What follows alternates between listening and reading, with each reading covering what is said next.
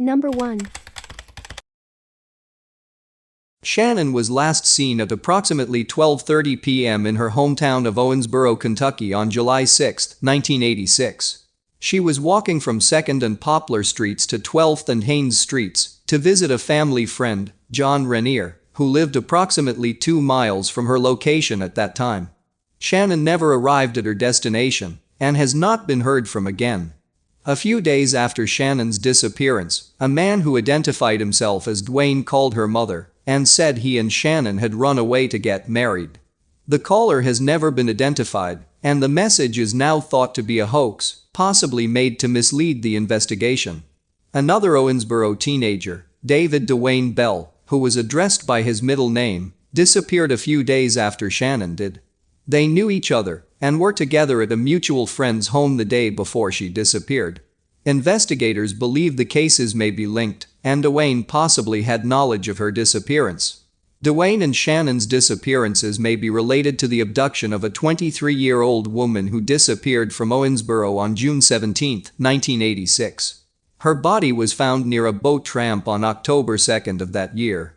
However, no connections have been proven. Authorities have long suspected that John Renier was involved in Shannon's case. He is convicted murderer and sex offender, and a former friend of the Bell family. He maintains his innocence and claims Dwayne and his father, who was also called David Dwayne Bell and went by David, were involved in Shannon's disappearance. Renier claims Dwayne confessed to strangling Shannon in 1986 and implicated his father. Renier stated he tape-recorded the confession and turned it over to police. The tape was apparently documented in police files but never saved, and records of it were not found until the fall of 2005. Renier stated he planned to kill Dwayne and David after hearing the confession, but never got a chance to do so. He has passed a lie detector test about his role in Shannon and Dwayne's disappearance. David, who moved to Arizona shortly after his son's disappearance, maintains his innocence in Shannon's case and stated that he did not believe Dwayne was involved in it either. He theorized that Renier caused Shannon's disappearance, and Dwayne found out about it and was murdered to ensure his silence. Investigators still believe Renier was complicit in Shannon's disappearance, whether or not the supposed confession is accurate. Authorities also stated David gave inconsistent accounts of the events leading up to Dwayne's disappearance, but he has not been charged in that case or Shannon's. Shannon was a student at Owensboro High School in 1986. She made good grades and had a steady boyfriend.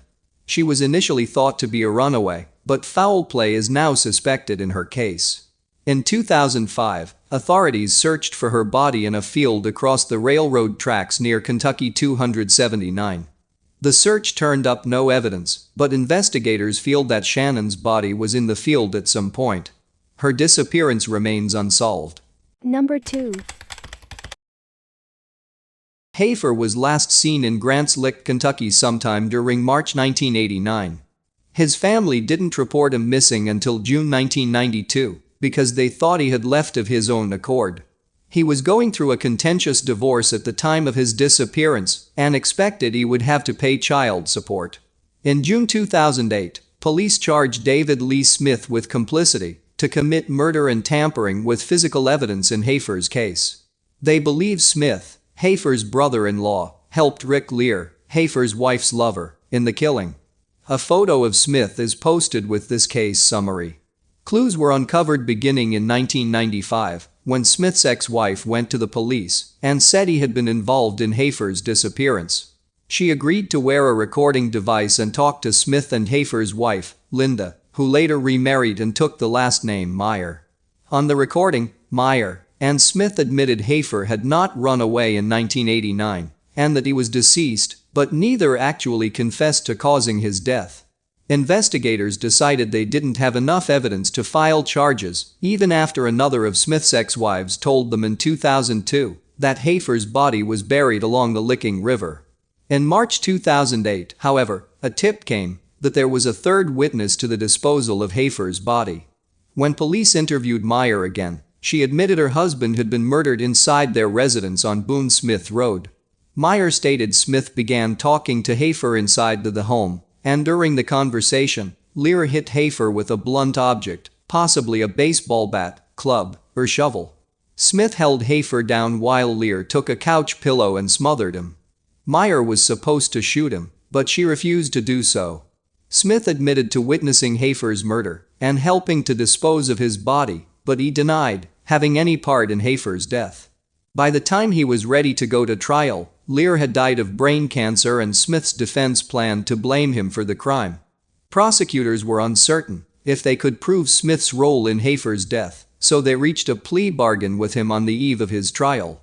He pleaded guilty to evidence tampering, and the complicity to commit murder charge was dropped. He was sentenced to the maximum, 5 years in prison. Hafer's family criticized the plea agreement, saying it was too lenient. Hafer's body has never been found. He left behind 2 young daughters.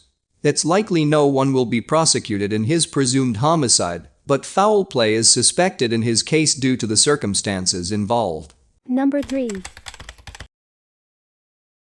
Hale was last seen at the Paintsville Health Care Center, a nursing home in Johnson County, Kentucky, on July 3, 1990. He disappeared at around 10:25 a.m. At the same time that a 1988 Ford Tempo was stolen from the parking lot of Druther's restaurant, next door to the nursing home. Witnesses reported a gray-haired man with eyeglasses drove the vehicle south towards Prestonsburg, Kentucky. Police suspected Hale stole the car, but his caregivers say he would have been physically incapable of driving far, especially without his medication. Hale did not have his medicine with him at the time of his disappearance, and he had only $2 in cash. He received disability payments and never cashed his last check. The Ford he allegedly took had half a tank of gasoline at the time it was stolen. The Hale family believes foul play was involved in his disappearance. They think he was murdered by someone connected with the nursing home.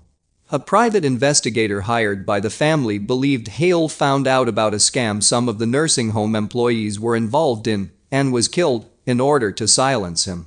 However, this theory remains unverified, and no one was charged in the alleged scam. Hale had been a coal miner for the Peter Cave Coal Company, but an injury put him out of work. He was declared legally dead in 1996. He and the missing car have never been located. Number 4. Hamilton was last seen in Owensboro, Kentucky on August 20, 2003, when she was stopped by the police for a traffic infraction. She was reported missing by a relative on September 4. She has never been heard from again. A few weeks after her disappearance, Hamilton's silver 2002 Pontiac Grand Prix with the Kentucky license plate number 195 KBM was found in a rural pond on Shreve Road in Fordsville, Ohio County, Kentucky. It had been cut into over 30 pieces. There was no sign of Hamilton at the scene. In August 2005, several people were charged in connection with Hamilton's murder. Rodney Wayne Lyle, his wife Michelle Lynn Gaddis Lyle, and William Ashley Eagle, who was Hamilton's boyfriend at the time of her disappearance, were charged with murder. Mary Annette Coy was charged with tampering with physical evidence. Photographs of all 4 defendants are posted with this case summary. Investigators announced they believe Hamilton's death was methamphetamine-related. All 3 defendants initially maintained their innocence, but in 2006 the Lyles admitted their parts in Embery's murder. Michelle pleaded guilty to facilitation to commit murder and was sentenced to 4 years in prison. Rodney pleaded guilty to facilitation to commit murder, possession of a firearm by a convicted felon, and 2 counts of being a persistent felony offender, and was sentenced to 18 years in prison. Both of them agreed to testify against Eagle and Coy. Eagle's trial took place in December 2006 and January 2007. Rodney and Michelle both testified against him as agreed. They said he injected Hamilton with cleaning fluids, poured mercury into her ears and strangled her with an electrical cord. In January 2007, Eagle was convicted of Hamilton's murder and sentenced to 40 years in prison. He admitted he helped dispose of Hamilton's body and dismantled her car, but denied having harmed her. Eagle said he put Hamilton's body in a plastic box and dumped it in the Green River. Several searches of the river have not turned up any evidence, however. Hamilton was employed as a beautician and attended Madisonville Community College at the time of her disappearance. She resided in the 600 block of Loft Cove in Owensboro in 2003. She is a former cheerleader at Central City High School. Her body has never been found. Coy is still awaiting trial in her case. Number 5. Hawkins was last seen on April 3, 1961 in Newport, Kentucky. He resided in Persimmon Grove, Kentucky at the time. He was employed as a law enforcement officer and also ran a small general store. He lived on the upper floor of the store. On the day of his disappearance, Hawkins fixed his daughter's breakfast and saw her off to work, then said goodbye to his wife and left in his tan two-tone 1959 Plymouth Fury station wagon. At 1 p.m. he called home, saying he had stopped by his attorney's office to meet with him about his upcoming IRS audit. Hawkins did not sound troubled at the time of the conversation and stated he was on his way home. He never arrived and has never been heard from again. On April 7, authorities found Hawkins' car in Dayton, Ohio, parked at the edge of a river. It had half a tank of gasoline and the key was still in the ignition. There was muddy water inside the vehicle. It appeared as if the car had been rinsed in muddy water and then wiped with a muddy rag. There was no sign of Hawkins at the scene. Authorities believe organized crime was involved in Hawkins' disappearance. There is evidence that he was taking bribes from organized crime figures, including people who ran gambling businesses, in his capacity as a peace officer. Allegedly, Hawkins kept increasing his prices and the criminals were tired of paying him and arranged to have him murdered as a result. No one has been charged in connection with his disappearance, however. It remains unsolved. Number 6. Kelly's school cancelled classes on February 13, 1982 due to a heavy snowstorm. He stayed at home with his mother, Judy Moore, in their residence on Larks Lane in Pine Tree Hollow in Knox County, Kentucky, approximately 5 miles outside of the town of Hindman. A photo of Moore is posted with this case summary. Kelly went outside to play in the family's front yard at approximately 11 a.m. Moore stated she told him he was not to leave the yard. She last checked on him at approximately 4 p.m. At this point, Moore went to a neighbor's home to answer a phone call. She didn't have a phone of her own. When she returned, Kelly was no longer in the yard. She assumed he'd gone to a friend's house to watch television. Dinner was prepared at 6 p.m., but Moore was unable to locate Kelly at that time and had dinner without him. She then went to Kelly's friend's residence to pick him up and was told he had not been there at all that day. Moore says when she realized her son was missing, she went to her boyfriend's grandmother's home and asked to use the phone to call the police. She stated she wasn't permitted to call the police until midnight.